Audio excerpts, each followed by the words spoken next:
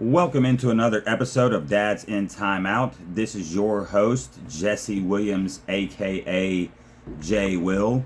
And today will be a little bit different podcast than normal. Normally, I just either give you one of three podcasts. I give you Dad's in Timeout Sports Show, I give you Christ in a Culture War, or I give you Common Sense Conversation. And I haven't recorded in a couple of weeks. I gave you three podcasts in like a 4-day span. So I thought that there was a lot of factors in why I didn't drop it. I wanted to get information on certain topics, and I've just been busy with work and family and stuff like that. So this podcast is one where I've been thinking about the future and where I want this podcast or podcasts to go. And to do that, I wanted to reflect on how I got here. And so, fair warning, if you have worked with me before, I am going to tell some stories. And this is in no way to denigrate anyone's character. I don't have issues with anybody as far as I know. There is one person that I worked with before in media that I haven't spoken to, but I just haven't spoken to that person. Because it was, for me, it was mostly strictly a working relationship that ended. And so, and we'll get to that. So if you want to go all the way back to where media for me started, I fell in love with sports when I was a kid. I was an art science magnet. I went to an arts and science magnet school, and I stink at science and math, so I picked art. I wasn't very good. I was not good at pottery, was not good at drawing. All I did was draw X-Wings. In 1999, I started writing Christian, like, rock songs. They were horrible, absolutely horrible. And then around my senior year of high school, I really got into hip hop. Once again, I was terrible. They used to kick me out of the cypher. If you don't know what a cypher is, that's when we were being study hall and you'd go in a circle and people would rap. So then I went to a camp where I met some guys from Brooklyn. I worked at this camp, by the way, and they kind of like taught me like the structure of how to rap, blah, blah, blah. So for the longest time, for probably the next 10, 11 years, I would want to do hip hop music. And I made one mixtape. I think I sold 9 copies. But this is before streaming, so I didn't put it up anywhere. I just made CDs. And got to the point where I realized with things that I believe about the music business that was not the avenue that I wanted to take. And so I really just didn't do anything in media for a while. And then I had a buddy named Ian Hull who will come up a lot, and I use his last name because we've actually worked together and we have no issues, zero. I actually talked to the brother the other day. Shout out to Ian, shout out to everything he's done, but he will be a part of this story. And so I met Ian at a restaurant called Slim and Shorty's. Now, I did not work at Slim and Shorty's at the time, so what would happen is I would get off work at like 3:30, 4 o'clock on a Sunday for my job, because I worked at a restaurant that closed at 2 o'clock on Sundays. Awesome if you love football, right? So I would go, and this restaurant slash bar, they sold beer there, would be on the way to my house or within the vicinity. And so I would go there on Sundays and drink beer and get food and watch football. And this guy would come out, and I want to say he was in a Dallas Cowboys jersey. He was in UT gear, and he was always in athletic gear. And he would just come talk to me about football. And we ended up becoming friends and hitting it off. And so he had the idea that we would start making YouTube videos. And so we made some YouTube videos. I don't know where these videos are, but we, in our infinite wisdom, decided that we were going to try to cover the entire NFC.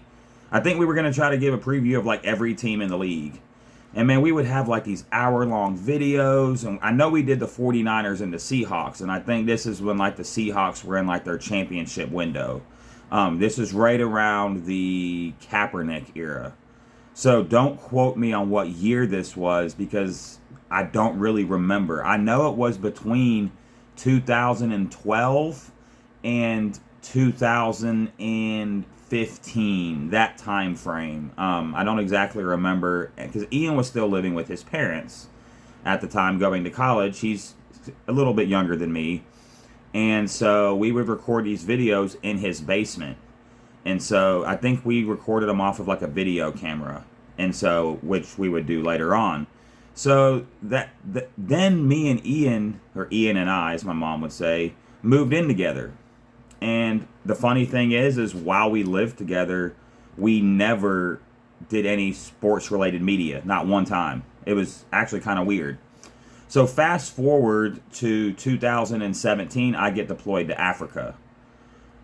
I can't remember if it was right when I came back or while I was still overseas, but Ian came up to me or messaged me or something, but he got me the info. He's like, I need to tell you something. I don't want you to be mad. I'm like, why would I be mad, bro? And he said, well, me and David Dillavoop, who we just call Voop, we started kind of doing sports stuff, and we didn't want you to think we were trying to do it without you, but you were deployed, but we want you to be a part of it. And I was like, heck yeah, bro, let's do this. And so that is how the Rehab Sport, like we had a bunch of names we were trying to come up with.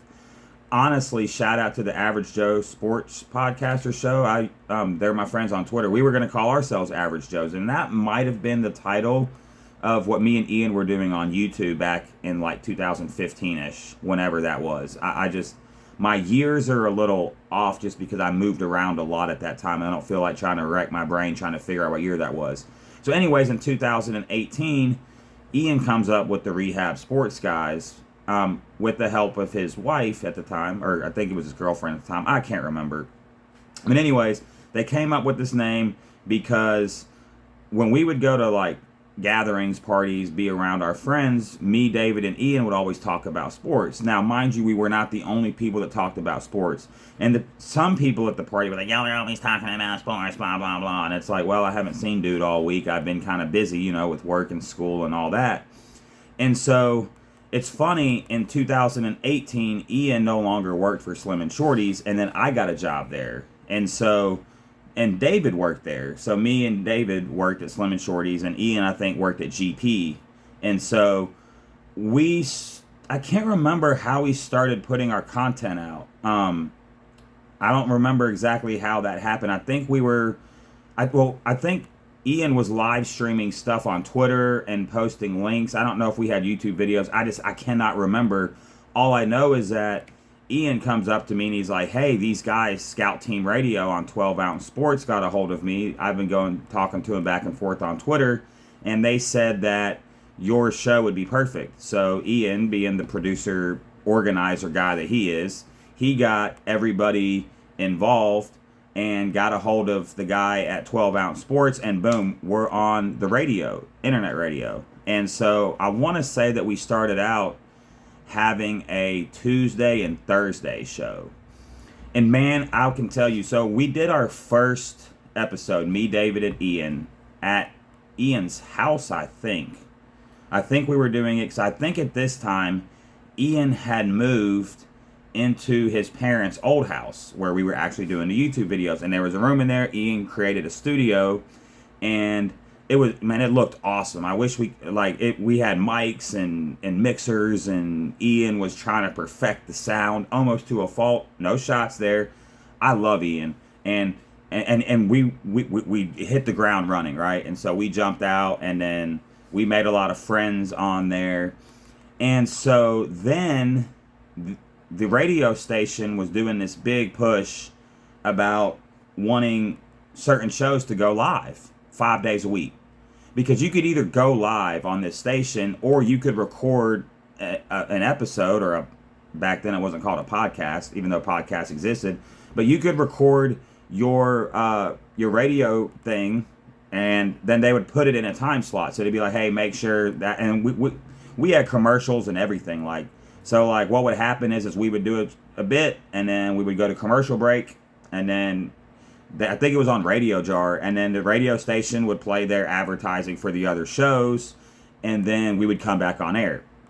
The first week that we went live 5 days a week, we had the number one show on the station. And I wanted to get back to something. So after our first episode, Ian was like, hey guys, like, we're talking over each other. That's like the one thing we needed to fix, because mind you, this is everything that we had been doing, just not in front of cameras and in front of microphones. So we already had a chemistry, and we already knew each other enough, so we knew that we could go at each other and it wasn't personal. That's an important key, right? And so by episode 2 or 3, like, it was flawless. Like, we were debating, and here's the thing: Ian's a Cowboys fan, I'm a Steelers fan, and Dilla Vu is a North Carolina fan. I'm pretty sure Vu hates LeBron. I'm a LeBron guy. And then, so it just worked because, like, David would, for example, just using him as an example, Vu would say something on the show, and me and Ian would be like, yo, bro, like, because the thing is, it wasn't like, it's not just that we disagree with takes. It's like we wanted you to explain your takes. Shout out to my boy Vu. We still cool. So anyways, then Ian was like, hey, they want to offer us contracts. And I'm like, heck yeah, dude, let's get a contract. Even though studying the music business, I should have known, hey, like, maybe. Now, obviously, we were going to read the contracts. Well, Ian's all like, we ain't going to sign them contracts. And at first, I ain't going to lie, I was mad. I was like, why aren't we going to sign these contracts? He's like, he literally was like, man, read this contract and tell me what's wrong with this. And I'm not throwing any shade at 12 ounce. I have some relationships from some people that I think still do radio over there.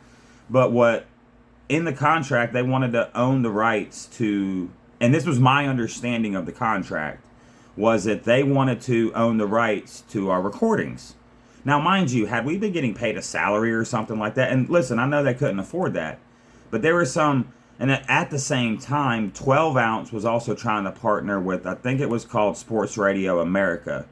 And to my, and so I started investigating Sports Radio America, not like criminal or anything, but I just started like seeing what they were doing.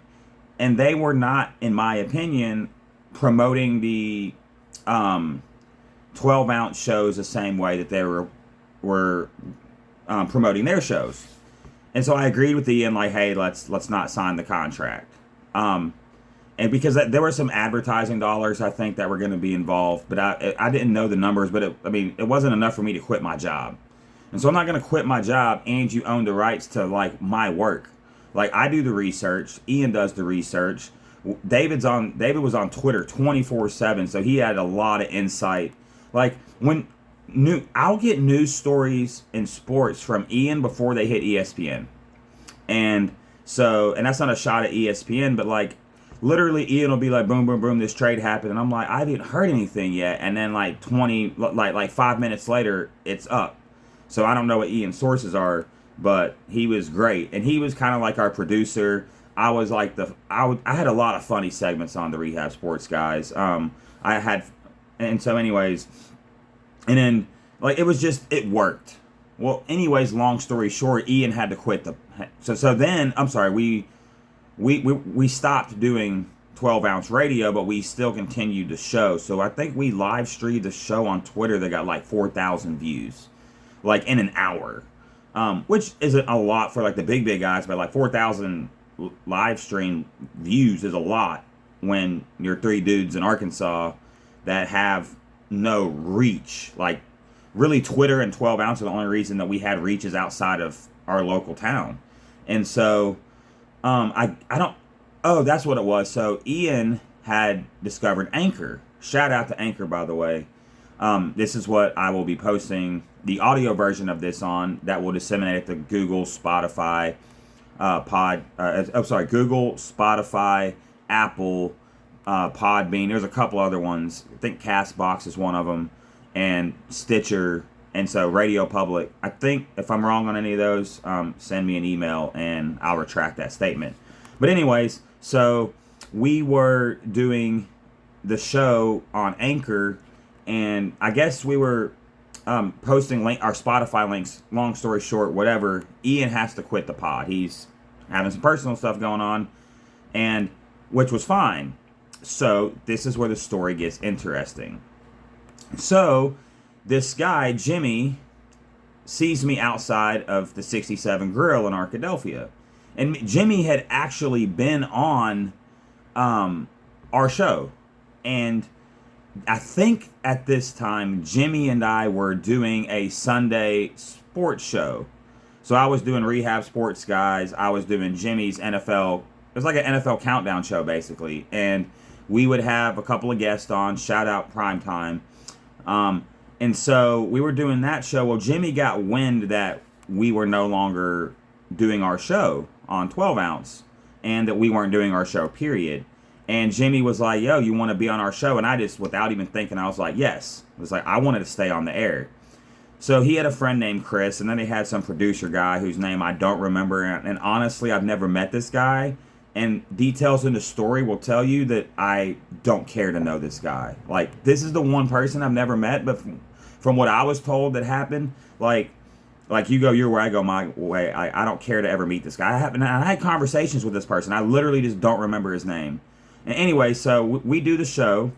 And as soon as I hop on the show, I noticed, and I had noticed this, and this is not necessarily a shot at Jimmy, but his dedication to the audio quality of the show was not the same.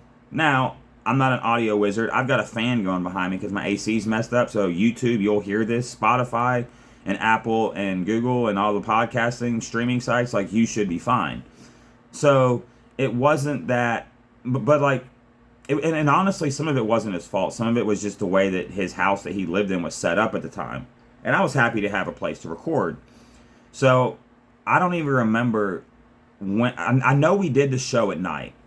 And I also know that I think I would get off work, and I think we had like a 10 o'clock. Yeah, we had a 10 to 11 o'clock time slot. Because basically I would have to get off work, and then Jimmy would pick me up and we'd go straight into recording if I was working that night. And so we started doing the show, and there were some things that happened that led to some other things. So some of this bad on me, some of this what I would perceive to be bad on them. So I remember one instance, I was off work and I was dumb and I was drinking before the show, and Pittsburgh just annihilated Carolina. Like, stomped all over him. This is when they had Cam Newton still. And I went on the air with Jimmy and Chris. And a lot of times Chris would actually be doing the show virtually, like, because he lived somewhere else. I think it was Conway. I can't remember. He lived somewhere else because he was managing a joint, a restaurant or something. I don't remember what Chris was doing. But he wasn't always present physically for the show. And so what would happen is that I went on this rant, and I mistakenly said that Jimmy and Chris had said something on our show or on, because the show was called What's Up Sports. I was never a fan of the name, but whatever. I was just the new guy on the show. So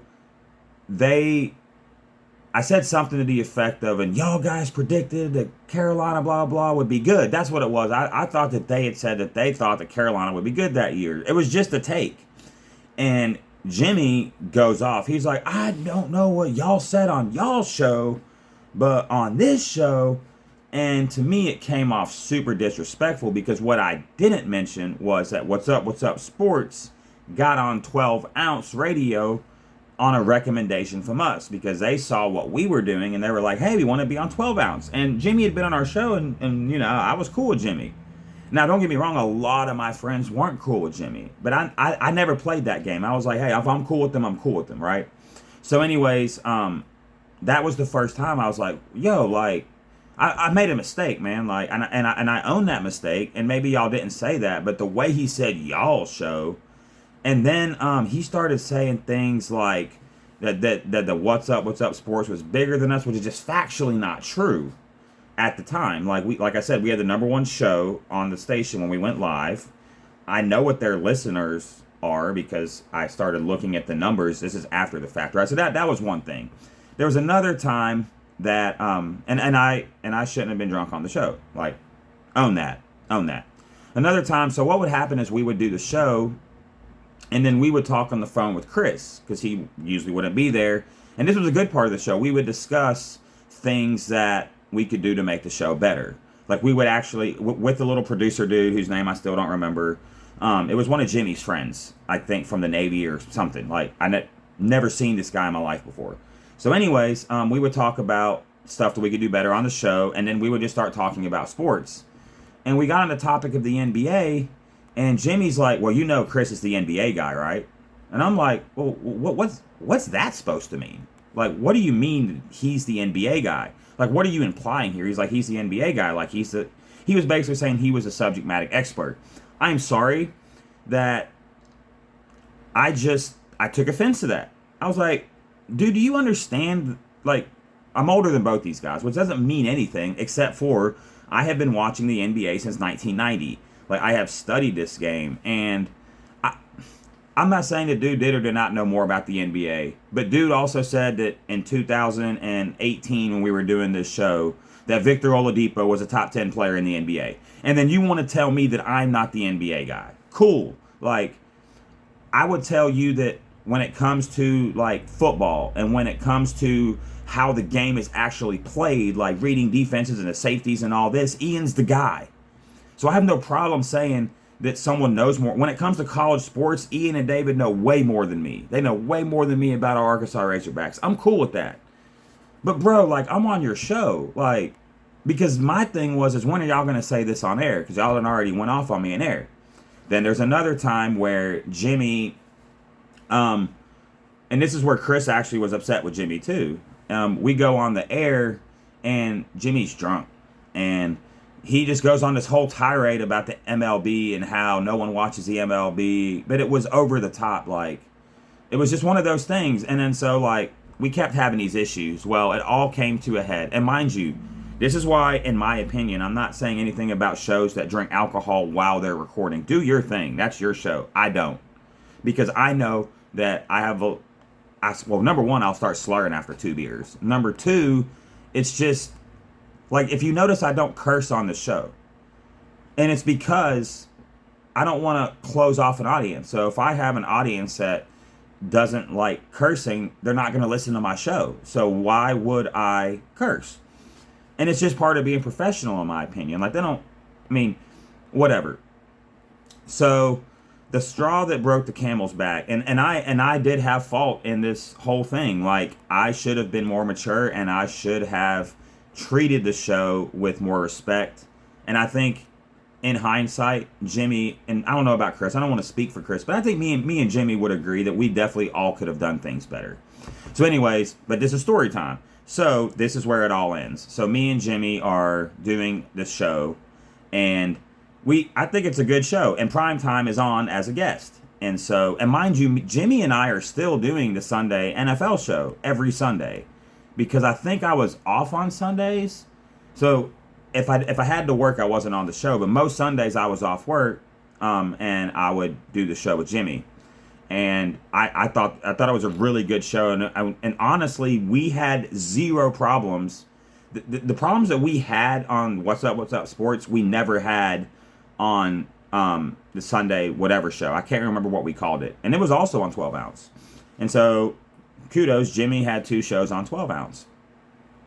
And so then we get done with the show, and Jimmy's about to take me home because I didn't have a car, and we had once again been drinking beer during the show, and I don't think we had drank a lot of beer during the show, but Jimmy says to Primetime, hey, I need to tell you something, but not with Jesse here. I have no idea what that meant, but after everything that had built up, I lost it, and I exploded, and I went off on Jimmy. And then Jimmy makes a comment that they had been having meetings about kicking me off the show. Now, mind you, I felt that was unfair, because everybody was doing things that were detrimental to the show. Me, Jimmy, maybe not Chris. I don't think, to this day, like, on air, I don't remember Chris ever being an issue. But Chris and Jimmy were close friends, and then their producer guy. And they said that the producer guy had been having meetings and conversations behind my back about me not being on the show anymore. And I was like, you ain't got to fire me. I quit. He's like, you still need a ride home? I'm like, no. So I call I was married at the time, I had a wife, and I was like, I was just mad as hell, right? So I don't say anything on Twitter, on Facebook, nothing. Because the thing is when this happened, Thanksgiving was coming up. So I didn't want to ruin anybody's holidays. I didn't want to start any drama, blah, blah, blah. So I go home for Thanksgiving. I come back, and it's the Sunday NFL show. And Primetime is on the show with Jimmy, which tells me that, well, actually, we'll wait for it. So they're making predictions, and it was San Francisco was playing somebody, is all I remember. And I tweeted and tagged Primetime about my pick. Or maybe I DM'd him, I don't remember, because I was still cool with Primetime. And primetime on air is like, oh, Jesse James Outlaw, because that's what everybody called me at the time. Jesse James Outlaw just called in, or that's what he called me. Jesse James the Outlaw called in. He made a pick, and Jimmy doesn't say anything. So I'm like, and I'm at work. Now we're not open, so I'm doing prep, and I'm listening to this, and I told my boss, I was like, hey, like, I need to listen to this episode because I want to see if he's going to say something on air.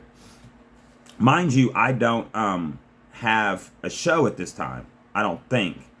I may have started doing my solo show and then move into Jimmy's slot. I don't remember. Or maybe I was just sending in recordings.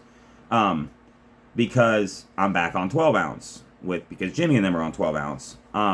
So, because remember, we had left 12 ounce, but we left cool. So when I wanted to come back and work with Jimmy on 12 ounce, no one had an issue with it. So, anyways, I quit the show. Me and Jimmy run into each other a couple of times, and it's awkward. Well, remember, I left the show. I want to say a couple of weeks later, actually, like within the next 2 weeks, 2 or 3 weeks, What's Up Sports stopped doing their show. Not saying how I felt about that. You can imagine how I felt about it after they wanted to kick me off the show. So I hit up Jimmy on just some professional, was like, hey, I hear y'all are about to leave. Do you care if I take that time slot? He's like, no, I don't care, dude. Because we hadn't really squashed everything. And so I go and I do the Jesse James Outlaw Sports Show that aired from 10 to 11 at night. Like, literally, people would come home to hang out at our house. Because I think so people would come and hang out after work because I was still married at this time. And I would be like, hey, that's cool, but I got to go do this show real quick. Well, I did the couple shows, and if you ever look on Spotify and you see Fan Rants in Cuba, one of my most popular episodes, that was that show. And so, long story short, again, it was just, I was married, stuff was going on, and trying to do an hour radio show every single day and trying to come up with topics and not talk about LeBron and the Cowboys and Tom Brady every single day is really, really hard. So I respect the people that do a show every day. Like, content was really hard. So I was just, at this point, I was just kind of done. I was like, okay, well, I didn't know what my next step would be. I didn't really know about the podcasting thing and all that. And so I want to say a month or two go by, and here comes Ian. Hey, man, I want to do a show, but I want to do it just with you. Like, and it wasn't anything against our guy, but he wanted to have a show with just me and him. And so I didn't know Ian was ever a kicker. I thought he was a receiver, and I'm not saying he wasn't a kicker. But he created this show called The Kicker and the Outlaw. And it sounded cool. So we did it for a while. Did some episodes. They're up on my Spotify. If you look up the Dads in Timeout Sports Show on Spotify or Apple or any of those, you can find, I think you can find some of the Kicker and the Outlaw stuff on there. I think so. If not, I will find a link.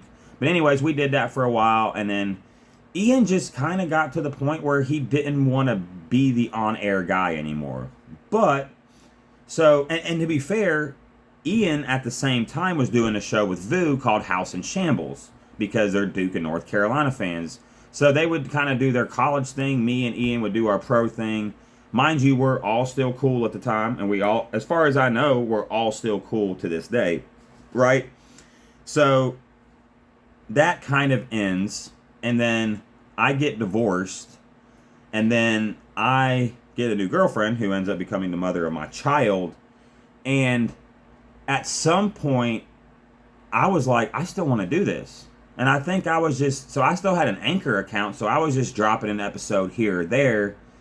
And then I realized, so what I would do is I would start, I don't know how, but me and Ian were talking about doing another show.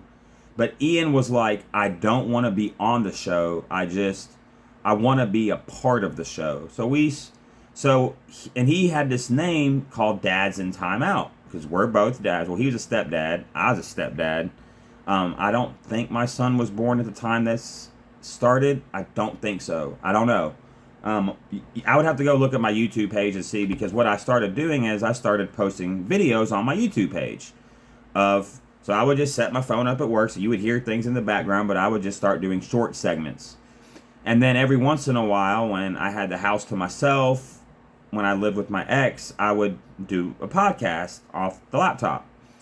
And then my son was born, and which shout out to my son Elijah, he'll be 2 in November. It's one of those things that it just wasn't conducive. But I didn't give up on it, and it's funny because a lot of people started, like, when I was inactive, a lot of people were like, where's the podcast? Like, what's going on? So, Dad's in Timeout Sports Show, Common Sense Conversation, Christ in the Culture War, we're all here. Like, and by we, it's all me. And people ask me why I don't have guests. And I do want to have guests. And there are a lot of shows on Twitter that I would love to guest on if they would have me. So if you're listening to this, I am absolutely willing to guest on your show. Now, mind you, I work 40 hours a week. And so if we can work that out, and I would love to have you on my show, I just need to figure out things on the technical end. Like, do I just hold the phone up there? And like, I want to make sure that the person that calls in, because we all live all across the country, I want to make sure that the person that's on my show is able to be heard and understood. And so I've actually guested on a podcast, Brutal Humor, my buddies. Look at the title and see if that's something you want to listen to. If you do, it's awesome. They're great.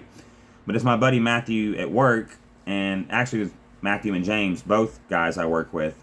And they invited me on their show, and we did like an hour and 48 minutes and talked nothing about sports because they're not sports guys. And it was a good show. I rambled a little bit, but a lot of people said it's one of their favorite episodes, and I hope those guys are great, because what happened is so there's another guy that they do the show with called Ross at the time, and Ross is still on the show. I've never met Ross, but Ross was out of town, and so they were like, hey, you want to be a guest? I think I was the first guest they ever had. And then Austin is a guy that used to sell cell phones as a vendor at Walmart. He would sell like the contract phones. And me and him always got along, and honestly got me in trouble because my boss was like, why are you always talking to people and stuff? But no shot at Austin. So I think Austin is now a regular on that show. And so I think a lot of times they have 4 guys on that show. And I've told Matt, it's like, Matthew, I was like, man, like 5 guys is almost impossible. But I'd love to work with Matt and James or Austin and maybe even Ross. But I don't know if I could be the 5th guy on a podcast. That sounds like it's just in the way that podcasts are set up, for me, it's too many people. Like the max for me is 3 and a guest. Or for them, if they want to do 4, that's fine. Like 4 works. Like I think 4 works because that's kind of the setup. But unless you have like a moderator. And that's just for me personally, doing media. Like I wouldn't want to do a podcast and have 5 people on it. I just seen people talk over each other too much. Not saying that they do. So check them out at Brutal. I can't say that. At Brutal Humor on Twitter, and they're also on Spotify and Apple because they use Anchor too. Anchor is amazing. I'm going to keep giving them shout outs because I don't have a commercial yet where it plays at the beginning of my pod, but I want to. All right, quickly, now that we've gone over the whole story, and once again, minus the dude I've never met before, that was the little producer dude on What's Up, I have no beef with any of you guys. I hope all of you guys are doing well. Obviously, I talked to Ian. I think I talked to Ian yesterday, the day before. He messaged me about some stuff going on, and so obviously there's never there's not an issue there, and so I just kind of wanted to give y'all a journey of how I got here. So now let's get into some sports real quick. So Deshaun Watson, I don't even feel comfortable talking about this because I'm a dude, and because I'm a dude, people are extremists, so they're either on this side or this side, way far apart on an issue. I don't know what happened. It seems like he did the stuff. And so they had an independent arbiter, Sue Washington, I think is her name. Sue Robinson, who was a long-term federal judge, and because the NFL wanted, and the NFLPA were like, hey, we're going to have an arbiter. Well, she gave Deshaun Watson 6 games, even though she said that she believed that he lied and that he did the things. And they only heard a couple of the cases. I think it was 4. Could be 6. I don't remember. But, of course, the NFL then appealed the decision and hired, like, the ex-New Jersey Attorney General, whose name I can't remember. But, he's like one of the top attorney generals or attorneys in the country or something like that. I didn't write his name down. So apologies to that guy. So now the NFL is still going to decide his suspension, and it's been a lot of hoopla. I want to talk more about the process. Like the CBA that they agreed to, like y'all didn't want Roger Goodell because Roger Goodell could have heard this himself. So it's like you wanted him out of it, but after the arbitrator, he can then appeal, and then he can still have the last say. Like, it doesn't make a lot of sense to me. Now, the NFLPA could appeal, but if they appeal, then the NFL appeals. Like, who gets the final word? Probably the NFL. And I have no idea, like, I think he's going to get suspended for 12 to a season.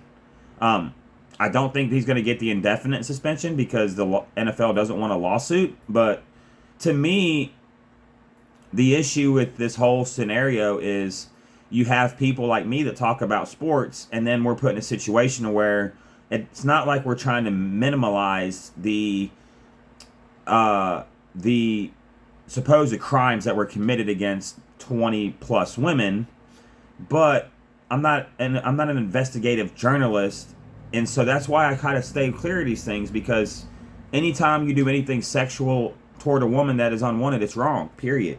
Like, that should go without saying, but I want to make that clear. But also the same whole, like, it's funny because people are so hypocritical. They're like, believe all women except Amber Heard, right? Like, how about first off, take every accusation of any crime seriously and let the evidence be shown, and then, because the problem with this case is that it's a lot of he said, she said, so we don't know. Like, there have been people that have been falsely accused and spent 10 years in prison, and then for the person to come out and say, okay, I made it all up. And so that doesn't mean that every woman's a liar. It doesn't mean that every man is a sexual predator. It doesn't mean that every man is innocent.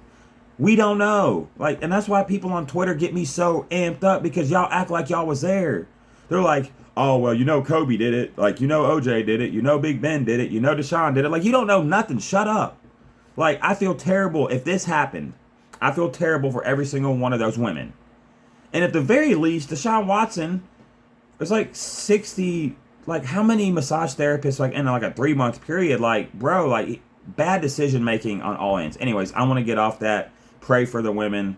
Pray for their sanity and their mental health and everything if this happened. And I don't know if it happened, so I'm not going to speculate. That's me. That's where I stand on this. Hey, I want to see a pretty gold mic. Pretty gold mic. Yay. It's not on, but it's a cool mic. It reminds me of those Scout Team guys. Shout out to the Scout Team, by the way. They had a guy that was like, his Twitter handle was man with the golden mic. So I didn't copy off you. And guess who gave me this mic? My buddy Ian. It was so nice of him. Anyways, gold mic, go away. All right. So, and sorry for all the people that are listening to this on the podcast who can't see it, but you can watch it on YouTube and see my pretty gold mic and then my blank brick walls that I need to put some posters or something up. But whatever. Aaron Rodgers and the psychedelics, I don't care. I mean, he's been going this way for a long time. I don't think that that's how you're going to find true pure love, Aaron, but hey, do your thing. I've never done psychedelics in my life. I don't plan on doing them. I'm not going to be out here advocating drug use on a public podcast. Like, some other people can do that. I'm not, yeah.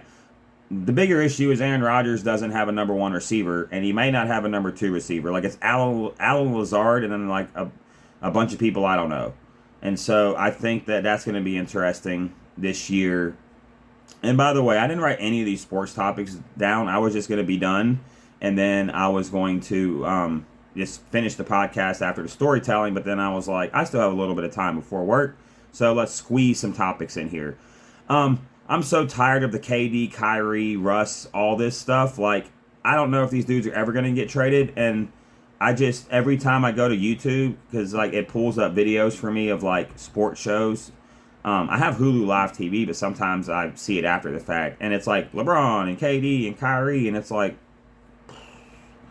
dude, like, if it's not done yet, hit me up when it is, because I'm not really concerned about KD and Kyrie at this point. Was I excited about Kyrie going to play with LeBron? Yes. Sorry, guys. I got to take a drink of water. But to me, it's just one of those things where it's like it was so hot of a topic, and now it's not. USC and UCLA going to the Big Ten. I don't know if I talked about that.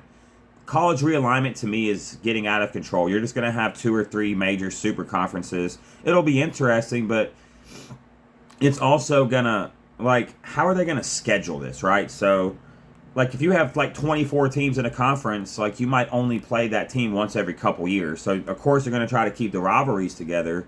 But, and then how does this work with the bowls? Like, because the thing is all the bowls are tied in the conference alignment. So, not only... yeah, you might expand the playoff, but you're going to, like, destroy the bowl system at the same time, in my opinion. Or you're going to take, because, okay, so, like, USC and Michigan used to be able to play in the Rose Bowl, but now they can't because they're in the same conference. So, like, who's going to, like, are you going to have teams in the same conference playing in bowl games? Because that's whack. That is whack. Come on, bro. Like, I don't want to, like, I don't care if they didn't play that year. Y'all put them in the same conference. Like, I don't understand it. Like, or are they going to absorb these bowl games into the playoff games? Like, I think there's little nuanced things that people aren't thinking about. The AFC, I'm not going to say anything about that preseason game because I didn't watch it. Jacksonville and the Las Vegas Raiders, because for what? Like, it's preseason. Most of the star players didn't play. I think Josh Jacobs ran the ball like 3 or 4 times. That told me nothing about my 3 fantasy teams that are probably all going to be horrible this year. Actually, wait a minute. Yeah, I've got 3 so far, and I don't know if we're going to do an Army League. So, I won the Army League last year, so they may not want to play. The AFC West is going to be ridiculous, and I am going to, at some point, try to break down each division before the season starts. So, all 8 divisions, that would be like 8 different podcasts. So I might do 2 divisions in one segment. So I might go AFC East, AFC or NFC East. That's probably how I'll do it. And then I'll do a playoff thing, maybe, don't hold me to this, where I pick the playoffs and the Super Bowl winners. But I'm actually going to have to sit down, pick the divisions, draw the bracket, put the teams in. And I hate doing it that way because... I don't want to predict records because mathematically they might not add up. So what I might do, if I have a really long day where I don't have a lot to do, which is usually never, I might go to the playoff simulator and pick every game of the season just on a whim and then do it from there, take a picture of it and be like, this is the playoffs. So I already made some predictions, like not on air, but wrote some down, but I'm not confident in them yet. Like, I have no idea what to do with about 5 or 6 teams in this league. The AFC West, to me, is so crazy. The NFC West. The AFC North, surprisingly, with this Deshaun Watson stuff. Do you trust the Cincinnati Bengals? I trust Joe Burrow. I don't know if I trust his knee. I don't know if I trust the offensive line still.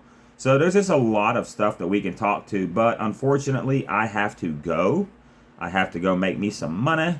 So it has been another episode of the Dads in Timeout Sports Show. I'm your host, Jesse Williams, a.k.a. J. Will. I hope you guys have a wonderful day, and God bless.